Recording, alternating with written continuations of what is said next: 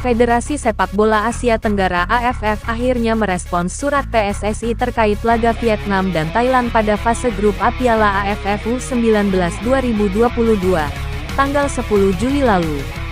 PSSI menganggap kedua tim melanggar nilai fair play karena sama-sama tidak mengincar kemenangan sejak pertandingan berusia 80 menit. Vietnam dan Thailand akhirnya bermain 1-1 dan memastikan tempat di semifinal. Sebaliknya, Indonesia gagal melaju karena kalah rekor pertemuan melawan kedua negara tersebut. PSSI membuat surat kepada AFF untuk mempertanyakan apakah laga itu berjalan fair play atau tidak. Dalam surat balasan, AFF mengaku sudah menunjuk Sports Radar untuk melihat adanya indikasi kecurangan dalam pertandingan. AFF juga menghadirkan ahli analisis teknis untuk memberikan masukan dan mempelajari laporan pengawas dan perangkat pertandingan. Tak hanya itu, AFF juga meminta masukan dari Ketua Komite Hukum AFF yang juga merupakan Ketua Komite Disiplin Kombis AFC. Dengan semua masukan tersebut di atas, disimpulkan bahwa tidak ada peraturan yang dilanggar dalam pertandingan 12 menit terakhir antara Vietnam dan Thailand. AFF berterima kasih kepada PSSI yang telah menyampaikan isu ini agar AFF bisa mempelajari dari berbagai sisi, tulis keterangan resmi. PSSI menerima keputusan AFF. Federasi pada dasarnya hanya ingin mempertanyakan apakah laga itu berjalan fair play atau tidak.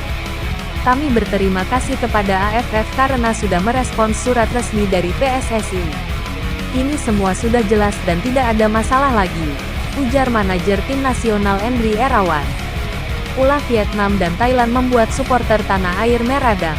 Mereka mendesak PSSI untuk keluar dari AFF dan bergabung dengan EAFF di Asia Timur.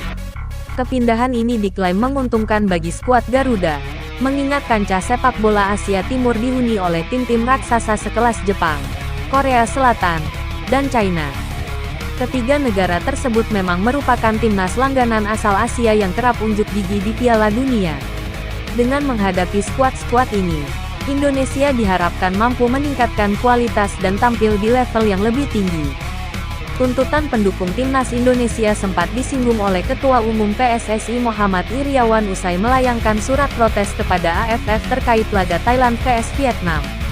Sosok yang kerap disapa Iwan Bule itu mengaku pihaknya masih menunggu investigasi Kombis AFF terhadap pertandingan di Piala AFF U19 yang dianggap tidak fair play.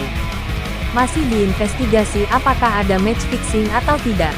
Kalau tidak terbukti, ya tidak masalah. Saat ini banyak netizen yang meminta timnas Indonesia keluar dari AFF karena mereka menganggap ada permainan yang tidak fair, ujarnya seperti diberitakan Liputan6.com pada pertengahan bulan ini.